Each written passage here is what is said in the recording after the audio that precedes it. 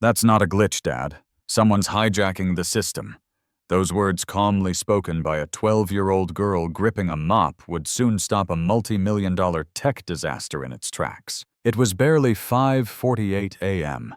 when Samantha Carter, a soft-spoken girl with sharp eyes and scuffed sneakers, spotted something alarming on a blinking screen deep in the server corridor of Vanguard Systems, one of the nation's most secure tech contractors. Her father, Thomas Carter, a night shift janitor, was down on one knee, scrubbing a coffee stain when Samantha froze, eyes locked on a panel flickering with cascading red code. "You're seeing ghosts again," he muttered, not even looking up. But Samantha wasn't guessing she knew. While most kids her age were still asleep, Samantha was tracking what looked like a sophisticated breach into Vanguard's backup servers. It wasn't a system error. Someone was tunneling into restricted archives, hiding their code inside diagnostic simulations. She explained it all without hesitation, her voice steady and exact.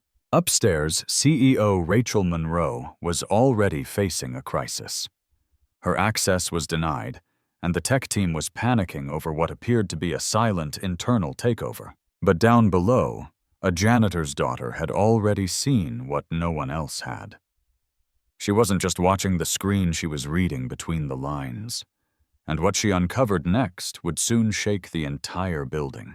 Just minutes after Samantha sounded the alarm, a blaring, high-pitched siren pierced the quiet halls of Vanguard Systems. The red lights flashing down the corridor weren't just a warning, they were confirmation. Something was wrong, deeply wrong. Thomas instinctively stepped in front of his daughter, shielding her. Moments later, two IT specialists burst around the corner. The younger man froze when he saw Samantha pointing at the terminal. "What are you doing here?" he snapped, voice edged with panic. "We're cleaning," Thomas said calmly, raising his janitor's badge. But Samantha didn't wait. "Check the parity logs from last night," she said, her tone flat. "Around 2:07 a.m. That's when the breach began. Whoever did this cloaked it. You'll need to reverse route from internal path F4 to isolate the node." The older technician stared at her, stunned. "How do you know that?" "I read fast," Samantha replied simply. Within minutes, the techs had confirmed it. Everything she said was correct. One grabbed a secure tablet and barked, "Get this to Monroe." Now, by 6:15 a.m., the lower-level server room was filled with a dozen engineers, all clustered around the mainframe. Samantha and her father stood off to the side, her yellow mop bucket still beside her like a forgotten prop in a play she was now directing. CEO Rachel Monroe entered the room sharp in her gray suit, but clearly rattled. Her eyes locked onto Samantha, then the massive blocks of code running across the monitors. "Who is this?" she demanded. "My daughter," Thomas said softly. "Get her out of here." But before the guards could act, one of the lead engineers raised a hand. "Ma'am, she's the one who flagged the breach before we did. If we follow her trace model, we might still contain the damage before it spreads company-wide." Rachel blinked. Slowly, she approached the girl and asked, "You have 60 seconds. Tell me what you saw." Without flinching, Samantha pointed to the red lines of code. "This isn't your entry point. The breach happened before diagnostics were updated. I think they got in through a dummy patch file that mimicked an internal update. But I can track it." "How?" Samantha reached into her hoodie pocket and pulled out a napkin. Covered in tightly packed numbers and hand-drawn diagrams, it looked like gibberish to most. But the lead engineer leaned in, eyes wide. "She mapped a reverse tunnel," he whispered. "Draw it again," Rachel instructed. "On the glass wall, now." Samantha hesitated. "Can my dad stay?" Rachel nodded. "He stays. In fact, if you help us stop this, he won't be just the janitor anymore." With her father's silent encouragement, Samantha stepped forward and began sketching the network on the glass board. What emerged was a masterful layout of the company's internal data flow, complete with tunnel loops, spoofed protocols, and signal redirections. The room went silent as her chalk lines connected paths most engineers had missed for years. "This loop here," she said, pointing to a shaded segment, "is where the malicious code is replicating. It's disguised as a backup sync, but it's bouncing off a fake internal credential. You've been feeding it access every 10 minutes. Rachel crossed her arms, jaw tight. Then how do we shut it down? You'll have to rebuild the admin structure from the core system, Samantha replied. The real core. The one in San Jose. It's in cold storage, but that's why it's clean. The room froze. You mean the physical backup that's not even online, a young engineer asked, his voice shaky. Yes, Samantha said simply. That's your clean slate. Rachel turned to her lead tech. Can we access it remotely? If she's right, and I believe she is, we'll have to override it manually through the legacy shell. Then do it. As the room erupted into coordinated action, Thomas knelt beside his daughter. Sweetheart, he whispered.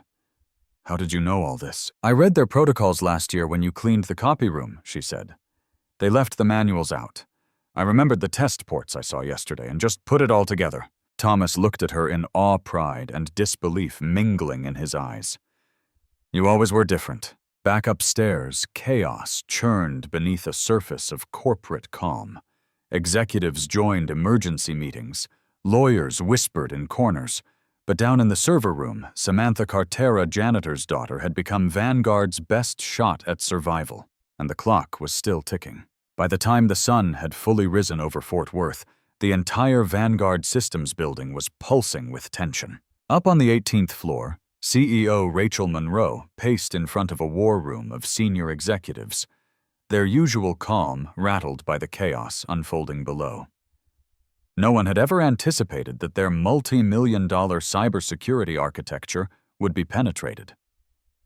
But even more unimaginable was the fact that their first line of defense had been a 12-year-old girl with pigtails and a backpack full of granola bars. Meanwhile, in the command center, set up temporarily in Conference Room 3B, Samantha Carter stood between two senior engineers watching the network monitor scroll with data from the newly traced source. She didn't speak much, just pointed when something didn't look right, nodded when the team reached the conclusions she'd already drawn hours earlier. Her father, Thomas, stood a few feet behind her, still in his janitor's uniform, trying to stay out of the way. His calloused hands gripped the handle of his mop cart like it was the only thing grounding him in reality. Rachel entered the room again. This time her voice was less skeptical and more determined. How long until we can restore the clean backup from San Jose? She asked. The lead engineer, Brent, cleared his throat. We've initiated the process. The physical access is being handled by a local partner. But the system still has to be manually authenticated with a biometric key. Rachel turned to Samantha. Do you understand what that means? Yes, Samantha replied, without hesitation. Someone has to be physically present to validate the admin override, right? That's the protocol from the 2018 Contingency Manual. It's page 47. Brent blinked in surprise. She's absolutely right. Rachel stared at her. And you remember that from memory? Samantha simply nodded. I have a photographic memory. It helps. For a moment, the entire room was still. Rachel turned back to Brent. Then we don't wait. Charter a flight to San Jose. Tonight. I want that server online by morning. Brent hesitated. Ma'am, this might sound crazy, but if Samantha's already built the trace model, and she knows the contingency protocols, maybe we should consider letting her assist the team directly. You want a 12-year-old to handle our crisis recovery, one skeptical board member chimed in. Rachel didn't blink. She's already handled more than your entire department did in the last 48 hours. Thomas, still silent, looked as though he might protest. But Samantha turned to him and smiled. It's okay, Dad. I can do this. He nodded reluctantly, but with pride swelling in his chest. Then I'm coming with you. Rachel crossed her arms. Fine. Both of you. He'll have a company rep meet you at the airport. A secure facility in San Jose is waiting. As the flight was arranged and credentials were issued, Samantha continued working with Brent and the security team, helping to stabilize the temporary defenses. Even the seasoned coders had stopped questioning her, they simply followed her lead. By 2 p.m., a private jet was fueled and waiting. Before they left, Rachel pulled Thomas aside. I need you to understand something, she said. What your daughter is doing, what she's already done. This isn't just impressive, it's extraordinary. I don't know how she ended up here, but I do know this: if we make it through this breach intact, it'll be because of her. Thomas nodded slowly, overwhelmed. She's always been brilliant. But no one ever looked twice until now. Rachel gave a faint smile. Well, now the whole world's going to be watching. As Samantha and Thomas boarded the plane, the building behind them was buzzing, not just with crisis, but with awe. Some staff whispered that the girl had cracked the breach faster than their top analysts. Others joked that she must have been some kind of government plant. But those closest to the center knew the truth. She wasn't trained, she wasn't hired, she was just ready. And the next 24 hours would prove just how ready she truly was. The jet touched down in San Jose, just past sunset. Samantha Carter barely noticed the luxury of the private cabin or the speed at which the airport staff escorted them through security. Her mind was already mapping out the server facility's architecture, trying to anticipate the sequence of override commands that would follow. Beside her, Thomas stayed quiet. He wasn't used to this world, the urgency, the jargon, the weight of responsibility pressed on a child's shoulders. But the way Samantha carried herself, shoulders squared, eyes sharp, told him she wasn't breaking. Not now. Maybe not ever. A black SUV waited on the tarmac, its headlights cutting through the fog as it carried them directly to the storage facility, a nondescript concrete building nestled between two logistics centers. Inside it was cold and humming with dormant energy. Rows of glass-encased server racks gleamed under motion-activated lights. A single control terminal, protected by a biometric pad, stood at the far end of the room. The site director, a man named Javier, gestured to the panel. "We've preloaded the admin shell. We just need a match to initiate full recovery." "That match is her," he said, nodding toward Samantha. She stepped forward, placed her palm on the sensor, and waited. A heartbeat, then another. Beep, green light. Lines of code flooded the wall-mounted monitor. Samantha's eyes darted from one line to another, absorbing variables, parsing commands, scanning for inconsistencies. Then, like a pianist returning to a familiar piece, her fingers flew across the keys. "This legacy shell still thinks it's in diagnostic lockdown," she murmured. "If I nudge it using a false loopback, I can trick the core into recognizing us as root users." Javier blinked. "That's exactly what I was about to suggest." Samantha gave a faint shrug. "It's just logic. You taught the system how to think. I'm just speaking its language." Meanwhile, back at Vanguard, Systems HQ, Rachel Monroe and the remaining cyber team watched the live feed from the San Jose facility. A quiet tension filled the room as each staffer watched a 12-year-old girl do what seasoned engineers had failed to accomplish for 3 straight days. "She's rewriting access protocols on the fly," Brent said, awestruck. "That's not following a plan, that's instinct." "She's not a coder," Rachel murmured. "She's an interpreter." 30 minutes later, the recovery node came fully online. It was clean, completely untouched by the malware.